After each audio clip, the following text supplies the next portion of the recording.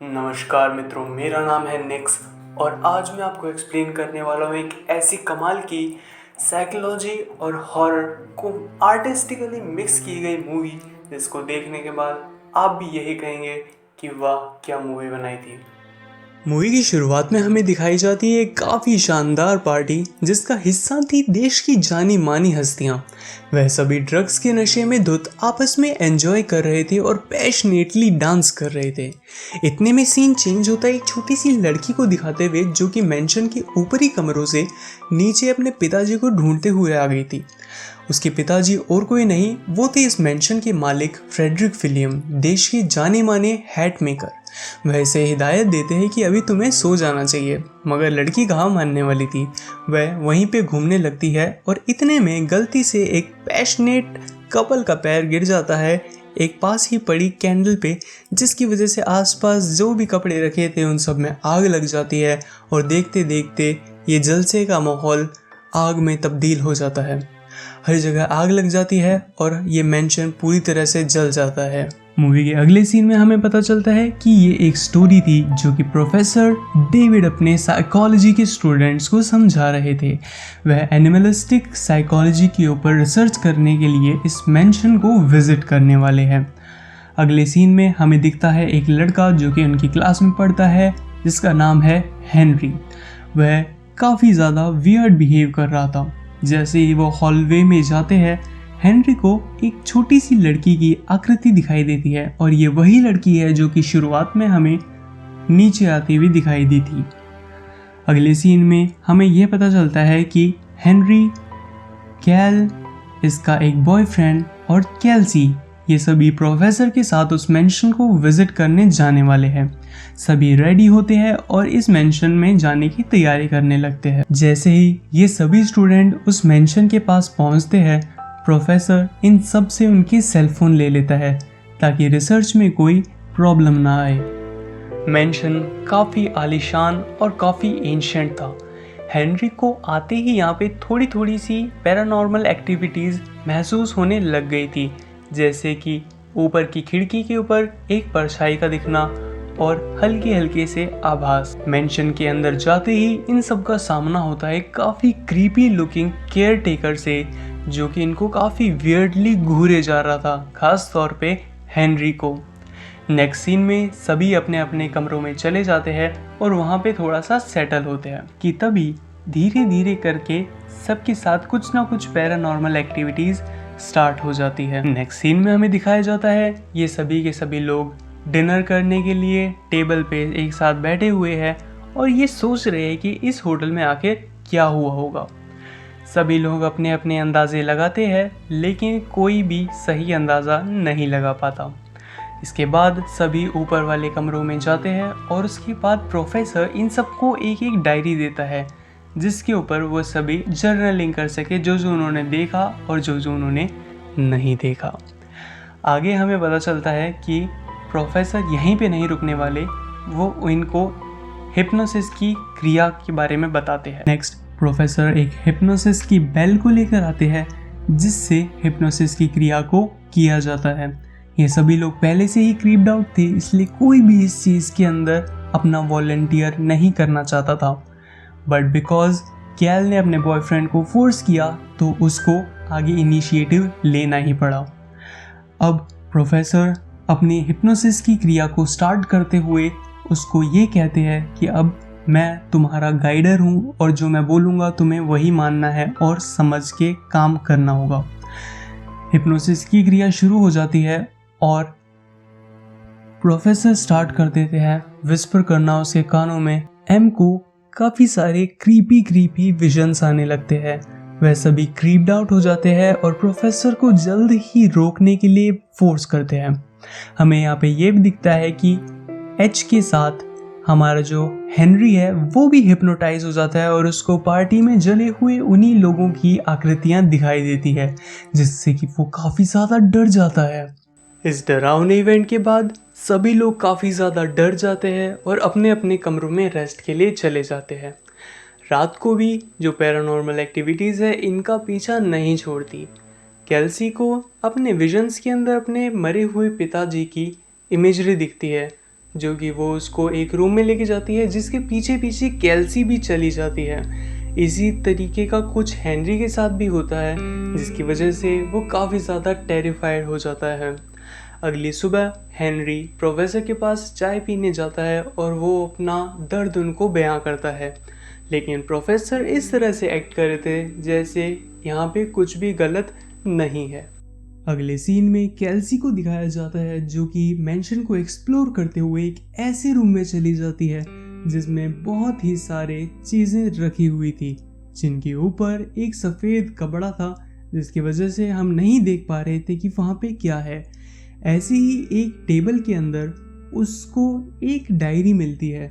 वो उसको पढ़ने ही वाली होती है कि अचानक से पीछे प्रोफेसर उसको रोकने के लिए आ जाते हैं। प्रोफेसर से उस डायरी को छुपाते छुपाते वो अपने रूम में जाती है और प्रोफेसर की नज़रों से बच जाती है। अगले ही सीन में हमें पता चलता है कैल का, जो कि अपने रूम में अपने नाखूनों को चबा रही थी। इसकी आदत बचपन से ही थी, बट अभी उसको ऐसे हेलुसिनेशंस होने लगते हैं जैसे कि उसने अपने पूरे नाखून को जड़ से ही उखाड़ लिया हो। हालांकि ये एक हेलुसिनेशन था जो कि हम व्यूअर्स को पता है, लेकिन उस समय उसको ऐसा बिल्कुल सच लगता है जिसकी वजह से वो बहुत ज़्यादा डर जाती है। लेकिन अगले ही पल उसको पता चलता है कि ये उसका हेलुसिनेशन था और वो कुछ शांत होती है। इन सभी घटनाओं के बाद सभी डिसाइड करते हैं एक रूम में मिलने का। उस रूम में बहुत सारी हैट्स रखी हुई थी। ये सारी हैट्स उन सभी लोगों की है जो कि 1880s के टाइम पे जल के मर गए थे। हेनरी नहीं चाहता था इन सब को छूना, लेकिन जो बाकी के स्टूडेंट थे वो इसकी बात को नहीं मानते और उन कैप्स के साथ खेलने लगते हैं। तभी हेनरी भी अपने डर को ओवरकम करता है और हैट्स के साथ मस्ती करने लगता है। हम यहाँ पे क्लियरली देख सकते हैं कि हेनरी को ये लोग इतना पसंद नहीं कर रहे। हेनरी को तभी एक बॉक्स दिखता है जिसके अंदर एक काफ़ी ज़्यादा शानदार हैट रखी होती है। वो उसको निहार ही रहा होता है कि तभी उसको पता चलता है कि उसके ऊपर एक बोन है। वो सभी लोगों को आगाह करता है कि क्या तुम्हारे ऊपर भी एक बोन है। वो सभी अपनी कैप्स को चेक करते हैं और काफ़ी ज़्यादा डर जाते हैं क्योंकि उसके ऊपर बोन्स होती है, रियल बोन्स। वो काफ़ी ज़्यादा क्रीप्ड आउट हो जाते हैं और सभी की सभी उन कैप्स को छोड़ देते हैं। कहानी में आगे वैन को बूज की प्यास लग जाती है और वो इधर उधर वाइन्स एंड बूज को ढूंढने लगता है। तभी कैल इसको ढूंढ लेती है और एक छोटे से रूम में वो जाते हैं जहाँ पे काफ़ी ज़्यादा क्रीपी सामान रखा होता है। वहाँ पे चूहे वगैरह भी होते हैं जिसकी वजह से हेनरी डर जाता है और बाकी लोग इसका काफ़ी मजाक उड़ाते हैं। यहाँ से निकलने के बाद सभी लोग हॉलवे में इकट्ठे होते हैं और वहाँ पे आराम से पीते हुए डांस करने लग जाते हैं। वैन और कैल काफ़ी ज़्यादा पी लेते हैं और आपस में मज़े करने लगते हैं। उसी समय हेनरी और केल्सी बाहर घूमने जाते हैं। हेनरी को विजन्स आते हैं उसी लड़की के बार बार फिर से, लेकिन केल्सी उसको समझाते कि वहाँ पे ऐसा कुछ नहीं है। हेनरी भी उसकी बात मान लेता है और आगे चल पड़ता है। इसी समय हमें दिखाया जाता है रूम के अंदर जहाँ पे वैन और कैल डांस कर रहे थे। वहाँ पे भी एक जली हुई आकृति आती है इनको डराने के लिए। ये कम नहीं था कि अब प्रोफेसर को भी डराने के लिए उसके रूम में मिरर के पीछे मैट हैटर का असली भूत आ जाता है जो कि इसको ओवर पावर करने की कोशिश करता है। सर जैसे तैसे करके अपने ऊपर कंट्रोल वापस लाते हैं और अपने आप को संभाल पाते हैं। उसी रात वैन के रूम में कैल आती है कुछ प्यार भरी बातें करने, लेकिन कुछ ही समय के बाद कैल वैन के बचपन के टीचर के रूप में बदलने लगती है और वैन काफ़ी ज़्यादा डर जाता है जिसकी वजह से वो उसको धक्का मारता है। लेकिन अगले ही पल पता चलता है कि वैन हेलुसिनेट कर रहा था। कैल गुस्से में उस रूम से चली जाती है और वैन सो जाता है। अगली सुबह हमें दिखाया जाता है कि कैल फिर से शीशे के सामने ब्रश कर रही है और इस बार उसके दांत निकलने लग जाते हैं। कैल बहुत ज़्यादा डर जाती है, वो चिल्लाती है, लेकिन अगले ही समय उसको पता चलता है कि वो फिर से हेलुसिनेट कर रही थी। वो काफ़ी ज़्यादा क्रीप आउट हो जाता है कि ये क्या हो रहा है। दरवाजे पे वैन होता है। वैन कैल से कल रात के लिए माफ़ी मांगता है क्योंकि उसने उसके साथ काफ़ी अजीब व्यवहार किया था। लेकिन कैल कहती है कल तो रात को मैं तुम्हारे रूम में गई ही नहीं थी। रात को हेनरी को फिर से उसी लड़की के ड्रीम्स आते हैं जो कि पानी में डूब रही होती है। अगली सुबह हम हेनरी को फिर से देख पाते हैं पानी के अंदर उसी लड़की को घूरते हुए। ऐसा लगता था मानो हेनरी उस लड़की के वश में आ चुका है। तभी केल्सी खिड़की से बाहर उसको देख लेती है वहाँ पे और उसको रोकने के लिए बाहर निकलती है। इतने में हेनरी उस लड़की के सम्मोहन में आगे चलता जाता है और एक पॉन्ड के अंदर अंदर डूबता चला जाता है। तभी केल्सी उसको बचाने के लिए आ जाती है और उसको पानी से बाहर निकालती है। इसी तरह से वहाँ पे मौजूद सभी स्टूडेंट्स को अजीब अजीब टाइप के पैरानॉर्मल एक्सपीरियंसेस होने लगते हैं जिसकी वजह से उनकी रूह कांप जाती है। नेक्स्ट स्टेप में हमें दिखाया जाता है कि सभी डाइनिंग टेबल पे बैठे हुए हैं, काफ़ी डरे हुए और सहमे हुए हैं। इतने में कैल को फिर से एक विजन आता है उसकी पुरानी मम्मी का, जहाँ पे वो उसको डांट रही है, फटकार रही है और उसको जो चाइल्ड में अब्यूज़ हुआ था उसकी याद आने लगती है। इसी तरह से सारे के सारे लोगों को विजन्स आने लग जाते हैं।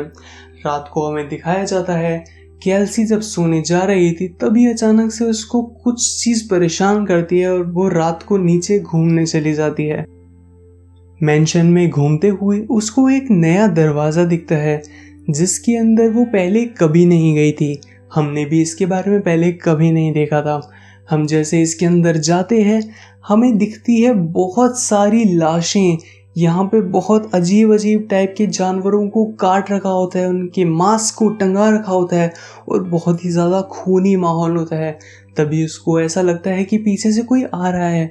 वो जल्दी से एक जगह पे छुप जाती है। वो देखती है कि मेंशन की ही एक केयर टेकर वहाँ पे आ चुकी है और उस मांस को काट रही है। छुपी हुई केल्सी ये सब कुछ देख रही थी और गलती से उसका पैर पीछे पड़े हुए बाल्टी पे लग जाता है जिसकी वजह से केयरटेकर को पता चल जाता है कि वहाँ पे कोई तो है।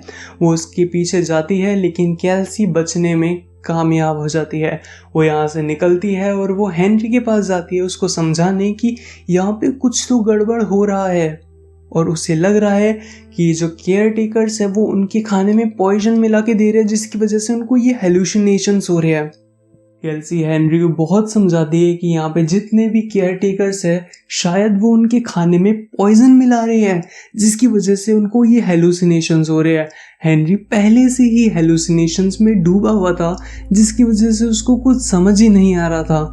इतने में इनकी परेशानी को और बढ़ाने के लिए सारे के सारे केयर टेकर हथियार लेके इनके पीछे बढ़ने लगते हैं।